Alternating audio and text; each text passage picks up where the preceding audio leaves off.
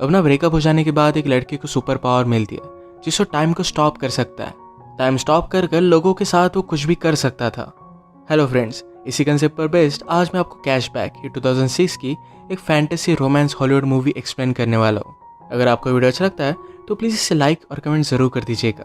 बिना किसी तरीके एक्सप्लेनेशन स्टार्ट करते हैं। मूवी स्टार्ट होते ही हम हमारे मेन कैरेक्टर बेन का ब्रेकअप देख सकते हैं। जिस लड़की से उसका ब्रेकअप हो रहा था सूजी, ये उसकी फर्स्ट गर्लफ्रेंड थी।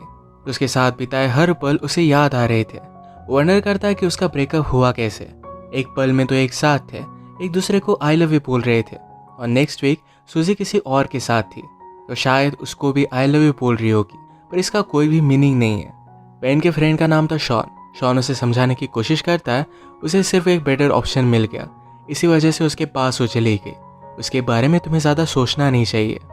तुम किसी ब्यूटीफुल सी लड़की को डेट करो, फिर सूजी को जेलस लगेगा और तुम्हारे पास वो वापस आ जाएगी। शॉन का लड़कियों के साथ एक्सपीरियंस बहुत ही घटिया था। हर लड़की उसे मार कर चली जाती थी, तो उसकी एडवाइस बेन नहीं ले सकता। शॉन आर्टिस्ट बनना चाहता है। जब भी उसकी ड्राइंग क्लास होती थी तो हमेशा लड़कियों को ही ड्रॉ करता था। हमेशा उसे सूजी की याद आती रहती थी। एक रात उसने उसे कॉल किया। उसने पूछा कि क्या हम फिर से एक साथ रह सकते हैं। सूजी ने उसे मना कर दिया। वो दिन रात अपने बेड में ही पड़ा रहता था। सूजी के जाने के बाद जैसे उसका ऑक्सीजन चला गया था, स्लोली स्लोली उसकी नींद भी चली गई। उसने सोने का बहुत ट्राई किया पर फिर भी वो कर नहीं पाया। अब सडनली उसके पास 8 एक्स्ट्रा आवर्स थे। वो अलग अलग चीज़ें ट्राई करता था पर फिर भी टाइम पास नहीं होता था। वो कुछ भी करे, सूजी की याद हमेशा उसके साथ रहती थी। एक रात वो ग्रोसरी लेने के लिए गया हुआ था। वहाँ पर नोटिस देखता है कि उन्हें काम करने के लिए स्टाफ की ज़रूरत थी। बेन को नींद नहीं आती तो 8 एक्स्ट्रा घंटे बिताने के लिए यहाँ पर वो जॉब कर लेता है। वहाँ के जब मैनेजर को उसने देखा तो मैनेजर पहले फुटबॉल का प्लेयर हुआ करता था, अब यहाँ का मैनेजर है। ये देखकर बेन रियलाइज़ करता है कि लाइफ इसी तरीके से बहुत फास्ट गुजर जाएगी, पर इसके लिए वो कुछ कर भी नहीं सकता। बेन के साथ एक लड़की काम करती थी, उसका नाम था शैरन। बेन ने नोटिस किया कि उसका मैनेजर शैरन के साथ बहुत ही अजीब तरीके से पेश आता है। शैरन को ये बात अनकंफर्टेबल लगती है। अपना जॉब करते हुए बेन ने हमसे कहा कि यहाँ सुपर मार्केट में टाइम बहुत ही स्लोली जाता है। इसको ज़रा फास्ट करने के लिए हम एम्प्लॉयज़ अलग अलग चीज़ें करते हैं। हर एक की अलग अलग मेथड है। जैसे शैरन कभी भी टाइम नहीं देखती। जब वो वॉच देखती है तो टाइम बहुत ही स्लो गुजरता है। इस वजह से हमेशा उसे कवर अप करके रखती है। यहाँ काम करने वाले उसके और 2 फ्रेंड्स हैं, पैरी और मैट। ये हमेशा एक दूसरे के साथ गेम्स खेलते रहते हैं। कभी ये शॉपिंग मॉल में रेस लगाते हैं तो कभी लड़कियों के सामान में कुछ अलग सी चीज़ें रख देते हैं। इसी तरीके से हर कोई टाइम पास करता था। और बेन ने कहा मेरा तरीका कुछ अलग ही है। जब उसका ब्रेकअप हुआ तो उसके लिए टाइम गुजारना बहुत ही हार्ड था, तो एक सुपर पावर उसमें आ गई। ये सुपर पावर थी टाइम को स्टॉप कर पाने की। वो अपनी पावर से सब कुछ स्टॉप कर देता और सारी चीज़ें घूमने लग जाता। सुपरमार्केट की सारी ब्यूटीफुल लड़कियों को नोटिस करता था। उसे लगता है कि लड़कियों में अलग से ही पावर होती है। वो जब छोटा था तो एक फॉरेन स्टूडेंट उनके घर में रहने के लिए आई हुई थी। वो बहुत ही ब्यूटीफुल थी। वो हमेशा उसे ही देखता रहता था। बेन जब ये टाइम स्टॉप करता था तो हमेशा लड़कियों की न्यू ड्राइंग करता था। उसने एक नॉवेल में पढ़ा था कि लड़कियों को पेंटर के साथ अफेयर करना अच्छा लगता है, क्योंकि उनकी ब्यूटी जैसी है वैसी वो देख सकते हैं। ऐसे ही बेन ड्राइंग करते हुए अपना टाइम गुजारता था, और जब वो अनपॉज करता तो बहुत सारा टाइम गुजर जाता। अगले दिन बेन से मिलने के लिए उसका फ्रेंड शॉन आया। शॉन को पता था कि अभी बेन अपने इस गर्लफ्रेंड के बारे में सोच रहा है। वो उसे कहता है तुम्हें जल्द से मूव ऑन करना चाहिए। शॉन हमेशा उसे यही बात कहता रहता है, तो इस मूवमेंट को भी वो पॉज कर देता है। एक्चुअल में बेन और शॉन ये बचपन से बहुत अच्छे फ्रेंड्स थे। जब शॉन की मदर घर से चली जाती तो दोनों मिलकर न्यूड मैगजीन्स देखते। एक दिन जब ये दोनों देख रहे थे तो शॉन की मदर वापस आ गई। वो इन दोनों की फ्रेंडशिप को अलग ही समझती है। आज शॉन बेन से कह रहा था तुम्हें स्ट्रिप क्लब वगैरह मेरे साथ चलना चाहिए। सुनकर बेन को अपने बचपन का एक किस्सा याद आता है। उनकी स्टेज पर एक लड़की थी जो पैसों के लिए न्यूड होती थी। ये सारे फ्रेंड्स लाइन लगाकर उसे मिलने के लिए जाते थे। इसके बाद हम देखते हैं अगले दिन बेन और शैरन की नज़रों से नज़रें मिली थी। लॉकर रूम में शैरन को ज़रा भूख लगी थी तो बेन का सैंडविच मांग लेती है। सैंडविच का पिकल शैरन के गाल पर लग गया था। जैसे कि बॉलीवुड मूवीज़ में होता है वैसे एक रोमांटिक सा इनका मूवमेंट हुआ। ये मूवमेंट बेन जाने नहीं देना चाहता था, इसे फ्रीज कर रखना चाहता था, पर शैरन चली गई। वो कुछ भी कर नहीं पाया। उसे अच्छा लग रहा था कि सूजी से मूव ऑन कर अब वो शैरन को लाइक करने लग गया है। तभी उसके फ्रेंड ने डिस्कस कर रहे थे। मैट कहता है आज मैंने शैरन को डेट के लिए पूछा। मैट इसके लिए बहुत ही एक्साइटेड था, पर बेन को बहुत बुरा लगता है। बेन हमसे कहता है हमेशा मेरे साथ ऐसी चीज़ें होती रहती है, तो जिसको भी लाइक करता है उससे दूर चले जाते हैं। वो जब छोटा था तो अपनी टीचर को लाइक करता था, पर टीचर के साथ कुछ भी हो नहीं सकता। उसकी और एक क्लासमेट थी जिसको बहुत लाइक करता था। एक दिन उस लड़की का एक्सीडेंट हो गया। उसके प्लास्टर पर हर कोई ग्राफिटी बनाता था। बेन हमेशा उसे देखता रहता, तो उस लड़की ने उसे अप्रोच किया। बेन ने भी अपनी सिग्नेचर उस प्लास्टर पर बनाई। जब उस लड़की का प्लास्टर निकला तो उसका पूरा हाथ हेयर से भर गया था। सब लोग उसे चिढ़ाने लग गए। वो अकेली पड़ गई थी, तो बेन उसके पास आकर बैठा। कहा कि तुम जैसी हो वैसे ही ब्यूटीफुल हो। इसके बाद एक गर्लफ्रेंड बॉयफ्रेंड बन गए थे। एक दिन बेन ने उसे स्कूल के पीछे बुलाया। उसके पास आई और पूछती है क्या तुम मुझे किस करना चाहते हो।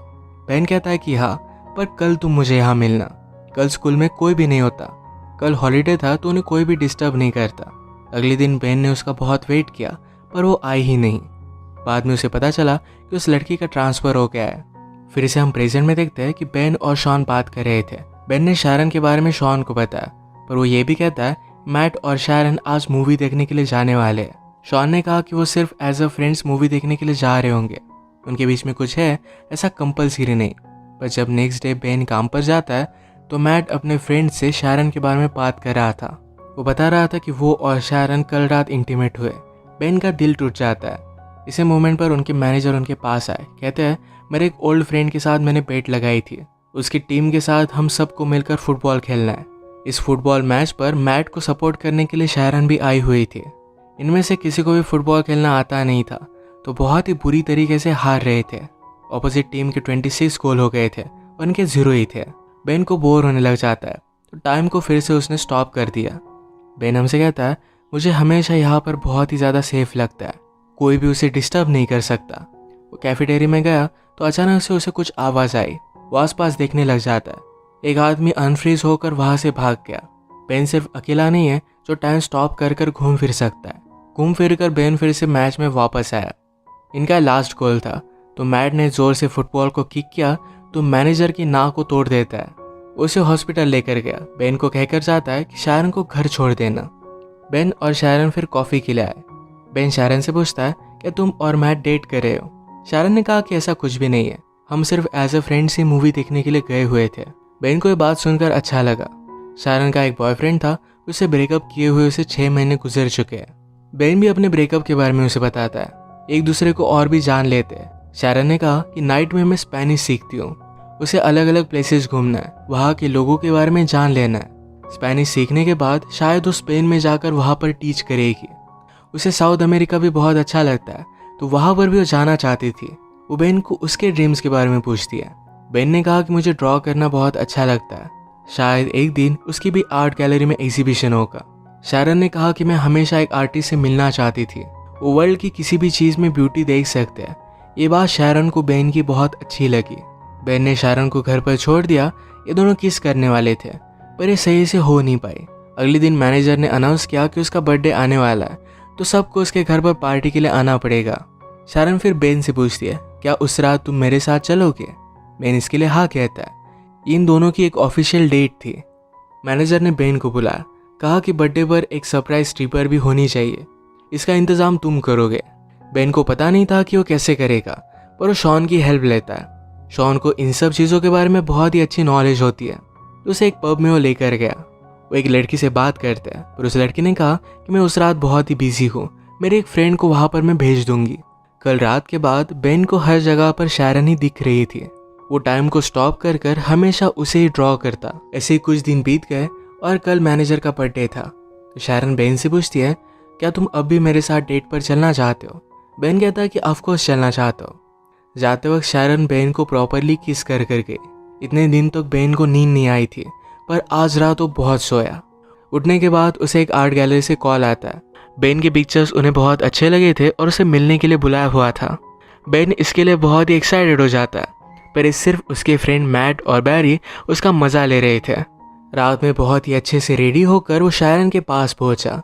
वो शारन को अपने आर्ट की गुड न्यूज़ बता देता है, उसे भी बहुत अच्छा लगता है। ये दोनों फिर पार्टी में आए, पर बेन यहाँ पर सुजी को देखता है। पार्टी में इन्होंने ऑर्डर की हुई स्ट्रिपर भी आई हुई थी। ये वही स्ट्रिपर थी जो शॉन और बेन बचपन में देखने के लिए जाया करते थे। शॉन मौके का फ़ायदा उठाकर उसे डेट के लिए पूछ लेता है। शॉन हमेशा लड़कियों से कुछ भी गलत चीज़ें बोलता था, पर ये लड़की उसे बचपन से जानती है तो कोई भी प्रॉब्लम नहीं आएगा। शायद उसकी भी लव स्टोरी यहाँ से स्टार्ट हो जाएगी। पार्टी में बेन ज़रा वॉशरूम के लिए जाता है तो वहाँ पर सूजी भी थी। सूजी को बेन को शारन के साथ देखकर ज़रा बुरा लगा था। वो रियलाइज़ करती कि बेन उसके लिए परफेक्ट था तो उसे फिर से पाना चाहती थी। बेन उसमें कोई भी इंटरेस्ट नहीं दिखा था। इसी के पैरेलल में हम देख सकते हैं मैनेजर शारन से बात करने लग गया। वो उसे हरास करने लग जाता है तो शारन इस पर गुस्सा होके और यहाँ से निकलने लग गई। उसने जब ऊपर बेन और सूजी को देखा तो उसी मोमेंट पर सूजी बेन को किस कर रही थी। अगली मोमेंट पर बेन ने उसे झटक दिया था पर शारन ने देखा नहीं। वो गुस्से में यहाँ से चली गई। बेन रियलाइज करता है कि शारन को क्या लगा होगा। उसने टाइम को स्टॉप कर दिया, सोचा कि वो शारन को क्या बताएगा, पर कुछ भी वो सोच नहीं पाता। ऐसे उसने 2 दिन तक टाइम को स्टॉप करके रखा था। अनपॉज करने के बाद भी वो शारन को मना नहीं पाता।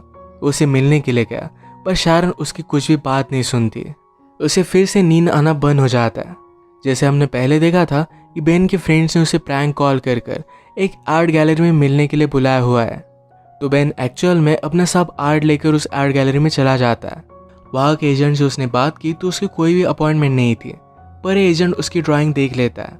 उसे ड्राइंग्स बहुत ही पसंद आई। वो बेन को अपॉर्चुनिटी देते हैं और अब उसका एक आर्ट शो होने वाला था। इसका इन्विटेशन बेन शारन को देकर आता है। इस एग्जीबिशन ने शारन की बेन ने जो भी ड्राइंग्स बनाई थी सिर्फ यही लगाई हुई थी। ये सब कुछ बहुत ही ब्यूटीफुल था। बेन से एक आर्ट की एजेंट बात करने लगी। कहती है मुझे तुम्हारी ड्राइंग्स बहुत ही पसंद आई। वो न्यूयॉर्क से थी तो उसे बहुत बड़ी अपॉर्चुनिटी दे सकती थी। बात करते हुए बेन ने नोटिस किया कि शारन भी ये शो देखने के लिए आई हुई है। ये आर्ट एजेंट उसे पूछ रही थी कि फ्यूचर में तुम क्या करना चाहोगे। बेन कहता है कि मुझे साउथ अमेरिका में जाकर ट्रैवल करके ड्राइंग करनी है। एक्चुअल में शारन का ड्रीम था तो उसे साउथ अमेरिका में ट्रैवल करना है, तो बेन भी उसी के साथ ट्रैवल करके ड्रॉ करना चाहता था। शारन उसकी सारी ड्राइंग्स देखकर बेन को माफ़ कर देती है। बेन फिर से उसे सॉरी कहता है पर शारन ने कहा कि पेंटिंग्स देखकर मैं सब कुछ समझ गई हूँ। बेन ने पूछा कि क्या तुम मुझ पर ट्रस्ट करती हो। शारन ने कहा कि हाँ करती हूँ। शारन को उसने आँख बंद करने के लिए कहा। वो उसे किस करता है और उसी मोमेंट पर उसने टाइम को स्टॉप कर दिया। अब जब टाइम स्टॉप हो गया था तो बेन के साथ शारन भी आसपास घूम सकती थी।